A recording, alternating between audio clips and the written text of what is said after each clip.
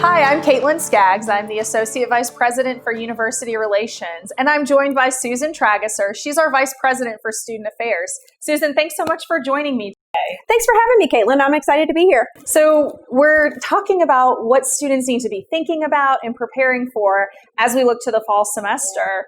When you're looking ahead to the fall, what makes you most excited? I'm most excited about having our students back on campus. It's been so quiet this summer, and that's just not the way campus is supposed to be. So how is it normally then, just to interrupt? What is it normally like? It's vibrant. It's exciting. There's always something happening. There's so many different clubs and student organizations for our students to be engaged in. There are over 300 clubs on campus right now. So usually something for every student to be able to find their niche and get involved in. But if there's not, then a student can create their own organization. We also have Student Recreation and Wellness, Center for Diversity and Inclusion, which is a home away for home from students, and many other opportunities for students to get engaged, such as Greek life, fraternity and sorority life. Yeah, so from what I'm hearing, there's something for everyone. Mm-hmm. And would you say that no matter who you are or what you're interested in, the most important thing is to find that connection point? Isn't that a key to success for our students? It is. What we encourage students to do is to try at least one thing. And make sure that they get involved in something, because that's going to help them build community. And building community is going to help them make Radford feel more at home. And I have a feeling that when Radford feels more at home, when you're more connected, the other pieces fall into place, the academic success and the general happiness and well-being. So that's one kind of cornerstone element to the Highlander experience. Absolutely. That's really great. I like that advice too of the try at least one thing. I think that gives students something really actionable to do, some real clarity around a step they can take. That's wonderful. So when you think about our students, what is it that makes you most proud? How long do we have? I could talk all day about what makes me proud about our students. I would say that the thing about our students that makes me the most proud is that they're determined and they're passionate. Our students work so hard, and they don't let things get in their way. They know what their purpose is. They know what their reason is for being here, and they show real grit. Sometimes our students have had really challenging paths to bring them to Radford, and they haven't let that get them down. It's only given them more energy to help them succeed. And I love being able to support them through their journeys and help them continue that pathway of success. Oh, I really love that. Talk to me about the role of student affairs. That's a really big, broad umbrella. You have a lot that goes on in student affairs. What are some of those things? Student affairs are the areas across campus that complement the academic experience. So all the things that go on outside the classroom, the vast majority of those fall in student affairs. So areas like housing and residential life, our Dean of Students office, student counseling, student health services, student success, and the list goes on. Fraternity and sorority life, student recreation and wellness. All total, there's about 12 departments on campus that fall under student affairs. All the areas that are here related to programming and support services to help our students be successful and get engaged. Wow, so what I'm hearing is we have a lot of different folks on campus who stand ready to help our students with whatever may come up across their Highlander journey. Absolutely. So you mentioned one, though, that I think we should dive into a little bit deeper and talk a little bit more about the purpose of the office. You mentioned the Dean of Students office. Can you help our students, help our families understand more of what that office does? The Dean of Students office is an office that I refer to often as the place you go if you don't know where else to go for help. So the Dean of Students office can help with anything. They're really an advocacy or a support office. So if a student is having a difficult time navigating a conflict or navigating a process, having a hard time getting services or access to something that they need, the Dean of Students office is the place to go because they can help with those situations and kind of cut through all the red tape and make everything easier. Sometimes students have things happen. Unfortunately, life happens, and sometimes students need to leave campus for a little bit of time. Maybe it's to go home and help with a family emergency. And the Dean of Students can also be of support in those situations and kind of serve as that one-stop shop in terms of the coordination with a faculty member or all of a student's faculty members and absence notifications, coordination of communication in those ways. Okay, so a connector of dots. They are this connection point, the central point that if you don't know where to go, start with the Dean of Students office. And I have a feeling that if they aren't the right place, they'll get the student exactly where they need to be. One of the other things that they pride themselves on is not sending students from office to office to office. So if they make a referral, they know that the referral they're making is the right place, and that person will be there and will be able to help the student. I love that. So really great advocates for our students. That's wonderful. Okay, Susan, so your title is Vice President for Student Affairs. Tell me what all that means. What is your role here? What does it mean for new students? My role is to make sure and help make sure that new students have a great experience, that they get acclimated to campus well, and that they have the services and support that they need. And so if they're having any challenges, having any issues that they need assistance being resolved, then they can come find me, and I'm happy to help them in any way. Students are getting excited. They're anticipating coming to campus in the fall, and I know there's a lot of questions on their mind, though, of what do I need to prepare? From a student affairs perspective, is there anything that our students need to do before they arrive? There's 2 educational modules that we ask our students to complete before they get to campus in the fall and move into the residence halls. Those are Alcohol EDU, which focuses on making good decisions related to substances, most specifically alcohol, and then Haven, which focuses on bystander intervention, consent, and sexual violence. Wow, so both very important. And to reiterate, they need to be completed before our students show. Before students move into the residence halls.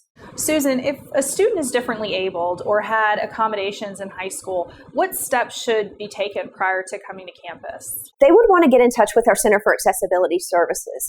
It's really important that if a student has had academic accommodations throughout high school, that they take advantage of that opportunity to have those same academic accommodations here at Radford University. A lot of times students will think, oh, it's okay, I can, I'm starting over, I can do it on my own. And we encourage them not to take that path, to go ahead and register with Center for Accessibility Services, or CAS for short, have those academic accommodations in place because they're not retroactive.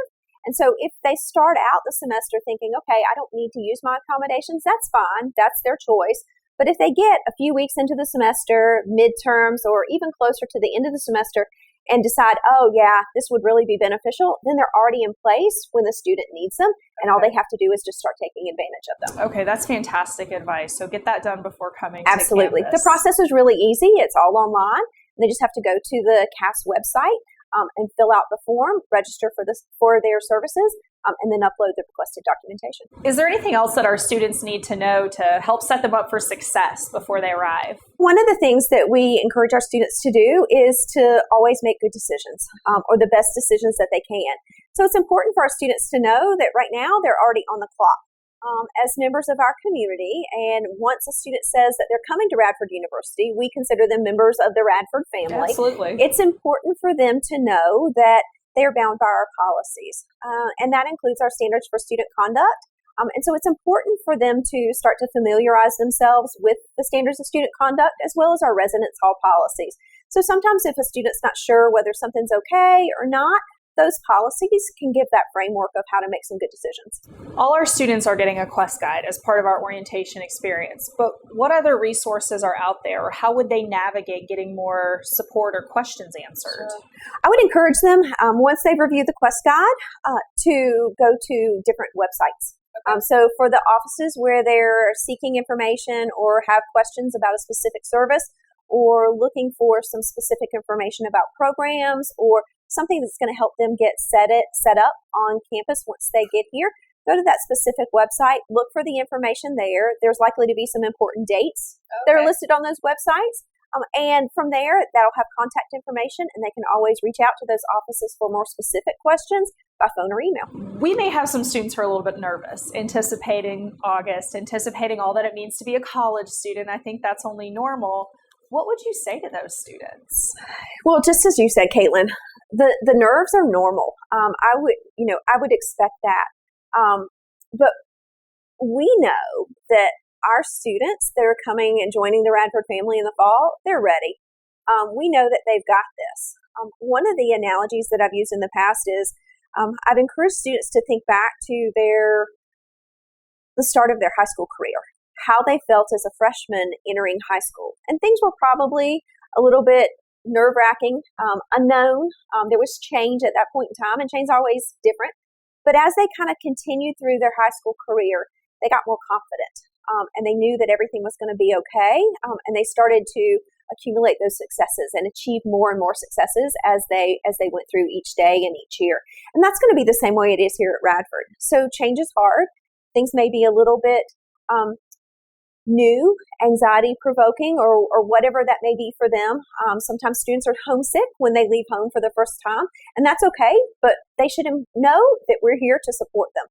We're here to support them every step of the way. All they have to do is just let us know what they need, and we're also here to celebrate their successes. That's really important along the way, and know that as they keep getting up each day, keep putting one foot in front of the other, it's going to get better, and they're going to feel better and better each day. I love that advice. That's wonderful advice. Wonderful perspective too. And one thing I've noticed about our campus is it's big enough that they have all those great opportunities. There's opportunities to get plugged in so many different groups and organizations, but yet I love that we're close-knit and people are known here. Students are known. We know faces and names, and I love hearing you talk about all our students by name. You always know everyone's name. And I think that's a great thing about who we are as a Radford family is we know each other. Well, and that is, everybody always says, oh, really? You say it's a Radford family, but it is. It really is. Our students look out for each other. Our faculty look out for our students, and our staff look out for our students. And it's just very real and genuine. You mentioned that there's all sorts of organizations and clubs and activities, and our campus life is really vibrant. Yeah. How do students find out what's going on? So there are two ways that students can do that. The first is through Are You Involved, which is our app that helps students know what events are happening, where they're happening. There's two ways they can access that. As I just mentioned, we have a new app this year that's rolling out over the summer. So for the first time, students will be able to access from their phones. They'll be able to personalize Are You Involved? And the app will also have geo-tracking. So wherever they are, they can find whatever's happening on campus in that location at that time. They'll also be able to log in through their My Are You portal and access that information on Are You Involved to get some additional details. So tell me about how you're able to engage with families of our students. We consider the families of our students to be our partners. It takes a village to help our students be successful, and a significant part of that is their families. But the important thing that I think students need to know is that in order for us to be able to fully partner with their families, we need them to sign or to consider signing what we call a FERPA waiver. And FERPA is the Family Educational Rights and Privacy Act, and that's the federal law that protects their educational records. And so we're not allowed to share any information about their educational records with anybody outside the university unless they give us their specific permission. So if a family member calls and says, oh, hey, I have a question about Caitlin, and can you tell me this? If there's not a FERPA waiver on file, then I can't answer that specific question. What I will try to do with that student's family member is that I will ask them what they know, and then I will talk to them about different scenarios based on the information that they share with me, and talk about different policies or different processes, or suggest additional questions that they could ask their student. So we're always going to try to partner in any way because our student success is central to everything that we're doing. But without the FERPA waiver, we can't provide any specifics or details. So an example would be like GPA. You couldn't answer a question about GPA unless there was some kind of...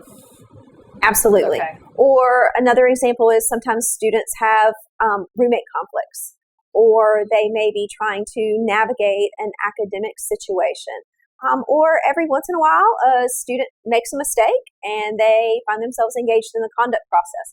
And sometimes a family member will want to help them and support them through that process, as they should. We welcome those engagements and we welcome those interactions.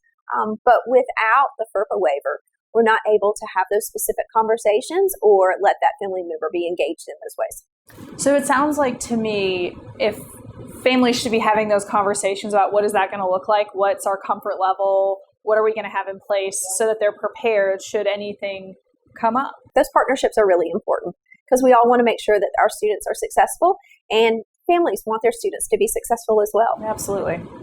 So families undoubtedly have a big role in the student's success.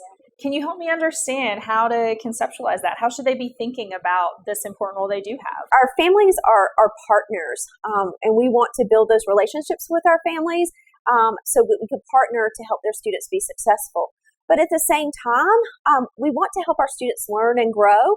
And knowing that being away from home for the first time for a lot of them, and having those first opportunities to navigate situations on their own, make decisions on their own, and work through problems to get to the other side is an important part of their journey here at Radford University. And it's going to help them not only build skills to help them be successful here, but it's also going to help them build those skills that they need to be successful as they move into their careers.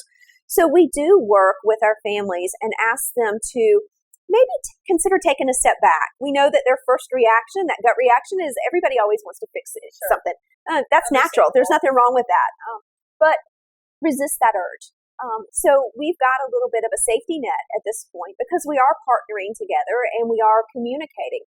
So let's work together to coach their student in terms of how to go to the office where they need to seek support, or how to ask those questions once they get to the office to start to help students develop those skills so that they can navigate situations on their own. Yeah, I like that. It's about empowering them for the long haul, giving them the support they need, but also encouraging them forward to take the right next Absolutely. step. It doesn't exclude their family from the situation or from the process, because it's still important that they're involved, but we're helping their student continue to develop important life skills to be successful on their journey. So the Radford University mascot is a Highlander.